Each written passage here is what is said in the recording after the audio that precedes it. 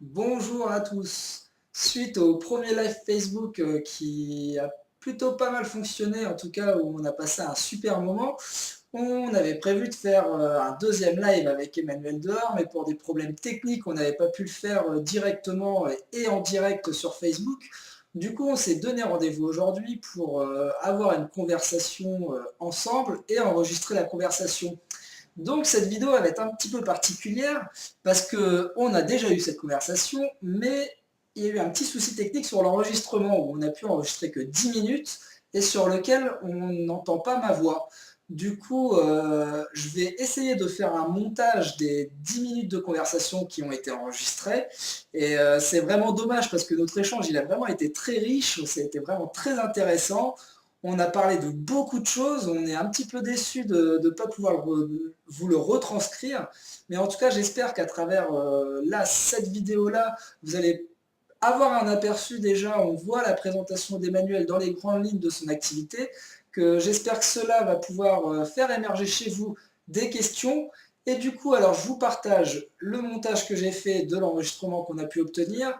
Et ensuite, vous allez pouvoir poser des questions et Emmanuel fera un live pour répondre et justement revenir sur notre échange et répondre à vos questions en direct cette fois-ci sur Facebook. Pour vous resituer un petit peu le cadre avant de commencer la vidéo, je vous rappelle, les échanges qu'on fait avec Emmanuel, mais aussi avec Florine, a pour objectif de nous rapprocher déjà, de mieux se connaître, de favoriser une nouvelle forme d'échange qui soit plus interactive et de permettre aux membres du groupe, justement, qui le souhaitent, de présenter leur activité. Là, j'ai invité les deux premières personnes justement pour introduire cet exercice-là, mais par la suite, je vais inviter d'autres personnes qui souhaitent présenter leur activité. On pourra leur poser des questions aussi. Et du coup, là, vous allez avoir que 10 minutes à peu près de vidéo de notre échange avec Emmanuel, qui a duré 2 heures en réalité. Mais voilà, du coup, je vous laisse et je fais au mieux sur mon montage pour remettre ma voix et être le plus fidèle possible à ce qui a été dit. Bon visionnage à tous et j'espère que vous serez nombreux aussi au Facebook d'Emmanuel pour pouvoir répondre à ces questions. Et voilà. Eh ben, bonjour Geoffrey. Bon, bah, merci Emmanuel d'avoir accepté de jouer le jeu aussi et de te porter cobaye de cette expérience d'échange qu'on essaye d'inaugurer sur le groupe. Et tu vas être confronté un peu aux mêmes exercices que Florine lors du premier live qu'on a fait il y a 2 jours. Et vas-y, je te laisse la parole pour te présenter toi et ton activité. Eh ben, merci à toi parce que je pense que ça va être un moment bien sympa. Je suis contente. Allez. Donc je suis maître Reiki. Enfin, je suis maître Reiki. Enfin, c'est pas enfin, c'est pratiquant là. Et demain, si tout va bien, je passe mon degré, le dernier degré pour pouvoir enseigner. Donc là, je suis vraiment contente. Ça fait un moment que j'attendais ça et c'est vraiment important pour moi. Et puis du coup, je suis médium et je travaille avec les archanges. Donc j'ai découvert que j'étais médium quand les archanges sont arrivés dans ma vie. C'est à peu près au même moment où j'ai découvert que des archanges existaient. Et voilà, et donc je travaille avec eux, je travaille avec les âmes aussi. Humaine en fait, avec à peu près tout le monde, enfin avec tous ceux qui ont besoin. J'appelle personne et j'allais dire les gens, c'est pas les gens, c'est les êtres viennent, que ce soit là dans la matière ou que ce soit dans le monde astral ou spirituel. Je me rends disponible en fait, voilà, c'est ce que je fais. Je suis disponible et puis ça va, ça vient, voilà, de toutes parts. Du coup, déjà, quand je t'écoute, Emmanuel, et que j'entends justement quand tu parles d'avoir des êtres autour de soi et tout ça, ça me renvoie au film Ghost, qu'on a parlé aussi pendant le live avec Florine, où c'est Karine, je crois, qui en parlait, et où justement on voit cette scène où Whoopi Goldberg, qui est médium, a toutes ces entités autour d'elle, et on voit bien qu'elle choisit pas d'avoir les personnes et qui viennent même des fois lui embrouiller la tête et tout ça. Et est-ce que ça te fait penser aussi un petit peu à ça? Est-ce que c'est de cette manière-là qu'on peut le vivre? C'est ce qui se passe en fait, ouais. Moi, c'est ce qu'on m'a dit quand j'ai commencé à faire ça. Enfin, maintenant, je me rends compte que j'ai cette capacité depuis tout le temps en fait, mais étant donné que j'en ai jamais parlé à personne, que je faisais ça dans les choses dans mon coin, je m'en rendais pas compte du tout. Bon, maintenant, je le sais. Et pourquoi je suis partie là-dessus? Tu me dis, oui, il y a quelqu'un qui m'a dit parce que j'ai eu de l'aide au départ quand j'ai commencé avec les archanges, c'est pas évident de faire tout ça. Et on m'a dit, bah, en fait, il y a de la lumière, ils viennent. Donc, comment ça se passe dans l'astral, en fait. Et en fait, c'est ça, voilà. Ils savent qu'ils peuvent s'adresser à nous et puis voilà. Donc, ils viennent. Mm. Pour rebondir sur ta présentation, tu as utilisé des mots Reiki, médium. Du coup, est-ce que tu peux nous préciser un petit peu justement ce que tu mets derrière ces notions-là, derrière le Reiki et derrière le fait d'être médium? Bon, c'est différent, hein, par contre, c'est vraiment deux choses différentes. Moi, c'est tout ce que je fais, mais on n'est pas on fait pas forcément. C'est pas parce qu'on fait du Reiki qu'on est médium ou parce qu'on est médium qu'on fait du Reiki. Donc le Reiki, voilà, le Reiki, c'est vraiment le Reiki, c'est on est canal, ça s'apprend. N'importe qui a cette possibilité. De toute façon, on a tous toutes les possibilités en nous à canaliser l'énergie universelle pour la retransmettre dans, dans une forme de vie en fait, parce que c'est pas forcément juste dans les humains ou juste pour soigner les humains, ça peut être pour des animaux, ça peut être pour des plantes, ça peut être pour une situation. Donc on canalise cette énergie, on la envoie dans la matière en fait, on la canalise dans la matière. Tu parles de Reiki et fais référence à l'énergie. Et bah, du coup, ça me renvoie, moi, cette fois-ci, aux énergéticiens et à ceux qui font des soins énergétiques. Du coup, est-ce que le Reiki et être énergéticien se rapprochent, sont en lien, justement? Si on est énergéticien quand on fait ça. Mais oui, du coup, ça donne un cadre. Pour moi, c'est ça, surtout parce que l'énergie universelle, elle est à disposition de tout le monde. On peut l'utiliser de différentes façons. Donc, tu as tes magnétiseurs, les gens qui font du Reiki. Bon, il y a plein de façons de l'utiliser. Mais du coup, c'est un support. Moi, je le ressens comme ça. C'est un support pour travailler l'énergie et je pense que c'est très intéressant dans le sens où justement dans ce sens-là où ça va donner un cadre à des gens qui n'iraient pas forcément vers l'énergie s'ils n'avaient pas ça. C'est-à-dire que là, on dit bien que puis on ouvre des canaux, hein, puisqu'on a des initiations pour pouvoir faire ça. On a un maître Reiki qui nous ouvre des canaux énergétiques qui nous permettent d'augmenter nos vibrations et de pouvoir laisser circuler l'énergie en nous, plus un apprentissage et de techniques qui permettent d'apprendre à s'en servir petit à petit. Et du coup, ça donne accès à tout le monde et à des gens qui n'auraient pas forcément eu l'idée de faire ça ou de se sentir capable en fait. Je pense que ça donne confiance en soi. Parce qu'après, du coup, au fur et à mesure que tu travailles, si tu continues à travailler le Reiki, tu évolues dans ta façon de travailler. Tu vas peut-être sortir un petit peu du cadre. Mais il est bon au départ d'être dedans.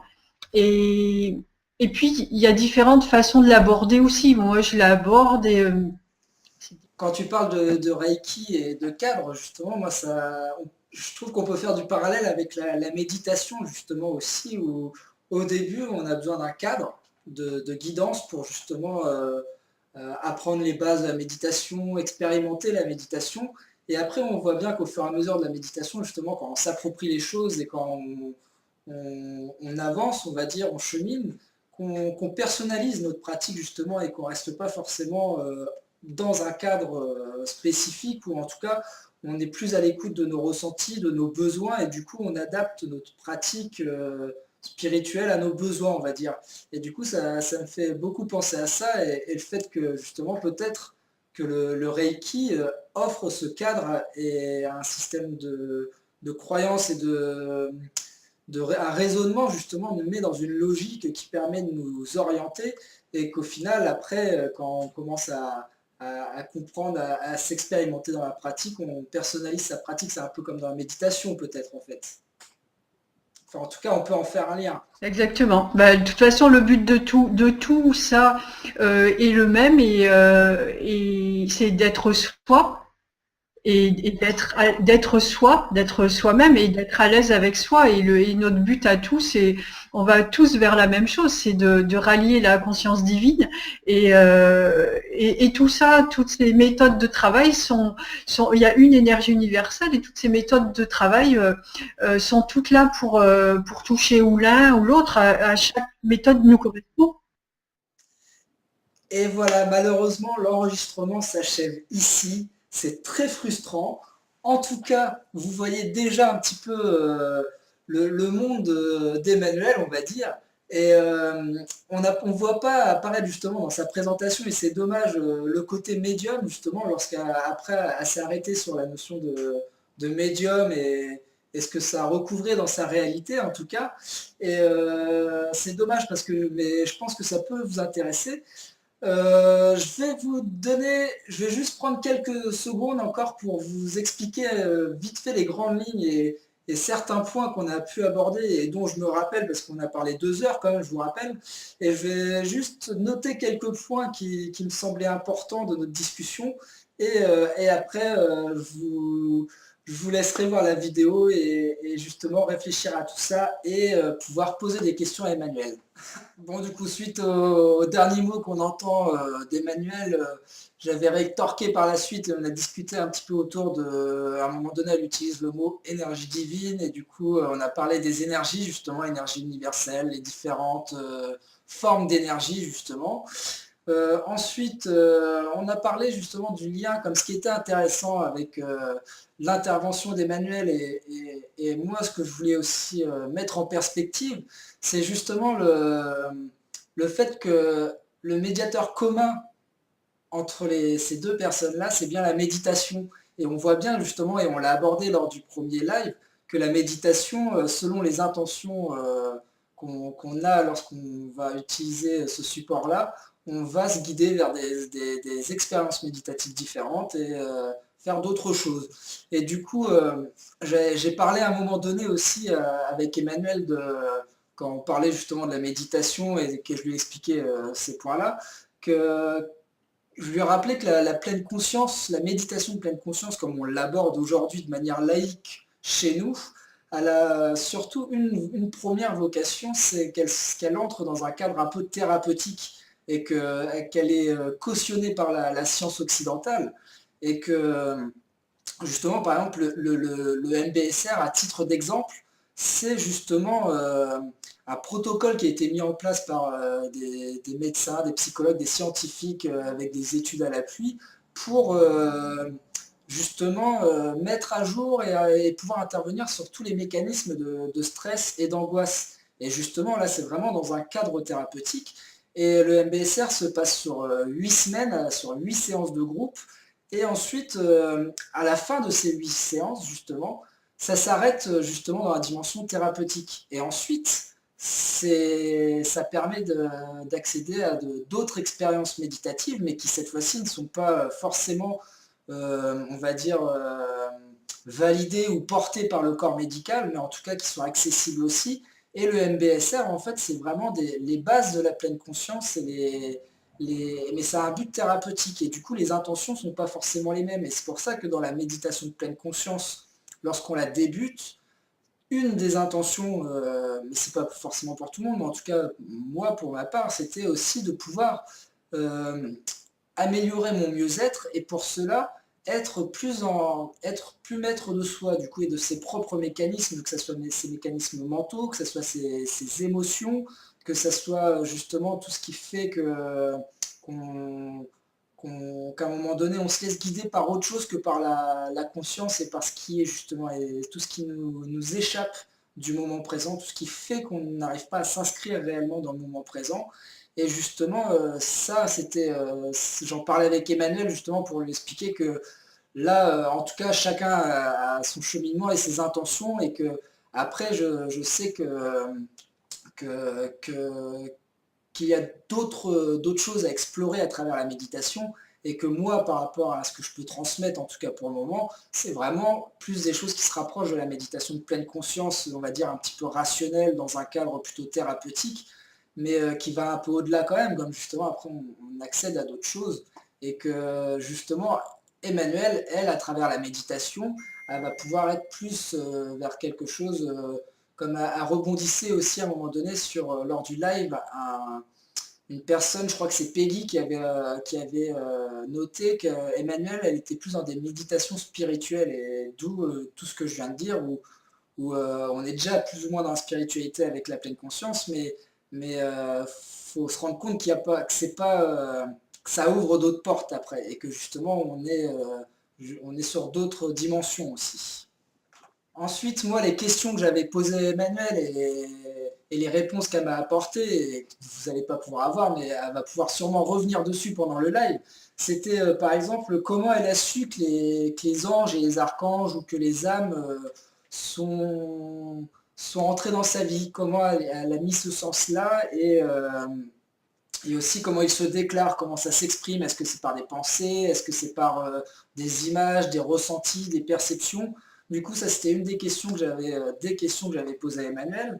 Ensuite, on a parlé aussi justement, et ce que je trouve intéressant dans la rencontre avec Emmanuel, on est revenu sur une petite anecdote sur la manière dont on s'est rencontrés, c'était sur un quiproquo en fait sur Facebook, où en fait elle s'appelle Emmanuel Dehors, et c'est un homonyme d'un membre de ma famille aussi, et j'avais vu qu'elle avait créé un événement autour de la nature pour ramasser les déchets à un moment donné, et en fait en voyant le nom Emmanuel Dehors, je croyais que c'était le membre de ma famille, ce qui m'avait un petit peu étonné parce que voilà, et du coup j'ai interagi avec Emmanuel à ce moment-là, pensant que c'était le membre de ma famille, et on s'est très vite aperçu que ce n'était pas elle. Et de là a découlé notre échange et tout ça, et ensuite, plus tard, j'ai créé le groupe, et Emmanuel a fait partie des premières justement à faire partie du groupe. Et du coup, je disais ça pour dire, ah oui, et du coup, les premiers échanges qu'on a eu avec Emmanuel, et ce que j'ai apprécié, c'est justement qu'Emmanuel, elle est autant connectée, on va dire, à des sphères qui sont justement liées au mysticisme des anges et tout ça. Alors j'utilise mysticisme, mais c'est pas péjoratif du tout, hein. Mais elle est plus sur des sphères spirituelles, métaphysiques, mais elle garde un certain ancrage justement, qui permet cet équilibre et qui permet justement l'ouverture d'esprit, la discussion. Et je l'avais sollicité justement par rapport aux pensées, et je lui avais dit, mais comment, et là je lui ai reposé la question justement, as-tu des périodes de doute justement sur tiens, les pensées, les ressentis que tu as? Est-ce que tu peux à un moment donné douter de tiens, est-ce que c'est vraiment un ange qui me parle, ou est-ce que c'est une pensée? Comment fais-tu pour distinguer justement tes pensées de ce qu'on pourrait recevoir comme message de l'extérieur? Et je lui avais posé la question en fait à la base, penses-tu que toutes nos pensées nous appartiennent-elles? Comme souvent quand j'écris sur le groupe justement, je peux écrire des choses, et en fait, quand je me relis dans la journée ou à un autre moment, je me dis que je suis incapable de pouvoir réécrire la même chose, parce que c'est vraiment le résultat d'un instant T, et c'est une pensée que j'ai accrochée. Tout comme la manière d'écrire sur le groupe où j'écris tous les matins. Le matin, je me lève, je sais que je vais devoir écrire sur le groupe, mais par contre, je ne me force pas, je ne vais pas chercher un sujet à écrire. Je vais laisser faire les choses, et dans le quart d'heure qui suit, je vais accrocher une pensée, et il va y avoir un fil qui va se dérouler. Et du coup, ça me fait penser un petit peu à lorsqu'on a perdu un objet. Si on passe son temps à chercher l'objet, on va jamais réussir à mettre la main dessus, et c'est au moment où on ne cherche plus, on lâche un peu prise, on prend du recul, on s'en occupe plus, qu'on va le retrouver, on va tomber dessus. Et moi, le matin, ça me fait un peu ça. Je sais que je vais écrire, mais par contre, je ne cherche pas la pensée que je vais partager. Mais par contre, à un moment donné, je vais tomber sur une image, sur une pensée, ou mon fils il va me dire quelque chose, ou moi-même je vais penser à quelque chose, et du coup je vais fixer une pensée, et un fil, un raisonnement va découler plus ou moins naturellement, et tout va venir assez rapidement. Mais par contre, ça, je suis pas capable de le faire. Enfin, dans un autre moment de la journée, si je retombe sur cette pensée-là, bah, je ne l'aurais pas écrit de la même manière et je ne l'aurais pas formulé de la même manière et les intentions ne seront pas les mêmes. Du coup, ça, on en a discuté aussi et là, on en a rediscuté dans notre échange sur ça, justement, comment, à travers l'expression des personnes, et je ne vous donne pas les éléments de réponse qu'elle m'a donné parce qu'elle pourra vous répondre aussi directement en live. Ensuite, forcément, je lui ai fait le même questionnaire que Florine a eu le droit aussi. Du coup, ça, c'est pas drôle, je vais pas vous le refaire non plus, mais voilà, je lui ai fait aussi. Qu'est-ce qu'on a fait encore? Oui, je peux vous rappeler aussi, comme je lui avais demandé, où est-ce qu'on peut la voir et la solliciter. Du coup, elle a un groupe Facebook qui est Messages d'anges et archanges, où justement, elle retranscrit les messages qu'elle canalise des anges et des archanges. Et elle a son blog qui est sur un site internet qui est Mon Droit Chemin, qui justement, lorsque vous êtes sur le groupe de messages d'anges et archanges, vont vous rediriger vers son blog Mon Droit Chemin. Du coup, là, vous pourrez y voir comment dire, les messages qu'elle retranscrit justement et qu'elle canalise. Bon voilà, là la vidéo va se terminer vraiment. J'ai essayé de retranscrire, mais vraiment très synthétique, hein, des grands points qu'on a pu aborder. Ça n'empêche qu'Emmanuel pourra les réaborder avec vous lors de son live. Et prenez vraiment cette vidéo-là comme justement une sorte de teasing par rapport au live qu'Emmanuel va pouvoir nous offrir un soir. Et on vous tient informé justement. N'hésitez pas à mettre en commentaire vos questions si vous avez déjà des questions. Si vous n'avez pas de questions tout de suite, ce n'est pas grave, vous pouvez les poser aussi spontanément lors du live. Quoi qu'il arrive, Emmanuel vous proposera un live, sûrement pour revenir, et quoi qu'il arrive, même si vous ne posez pas de questions, je lui poserai des questions pour qu'elle se présente. Du coup, bah, je vous remercie et je vous dis à très bientôt. Salut!